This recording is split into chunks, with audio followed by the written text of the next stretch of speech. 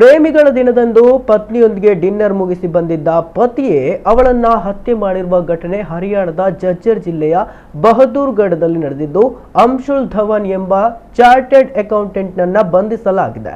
ಮೃತಪಟ್ಟ ಆತನ ಪತ್ನಿ ಮಹಕ ಬ್ಯಾಂಕ್ ಉದ್ಯೋಗಿಯಾಗಿದ್ದಳು.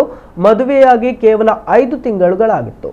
ಹತ್ಯೆ ಮಾಡಿದ ಬಳಿಕ ದರೋಡೆಕೋರರ ಮೇಲೆ ಗೂಬೆ ಕೂರಿಸಲು ಯತ್ನಿಸಿದ್ದನು ಎನ್ನಲಾಗಿದೆ.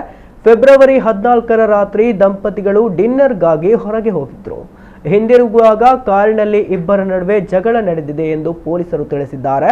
ಜಗಳ ವಿಕೋಪಕ್ಕೆ ಹೋಗಿ ಅಂಶುಲ್ ತನ್ನ ಪತ್ನಿಯ ಕುತ್ತಿಗೆಗೆ ಕತ್ತರಿಯಿಂದ ಹಿರಿದು ಹತ್ಯೆ ಮಾಡಿದ್ದಾನೆ ಎನ್ನಲಾಗಿದೆ.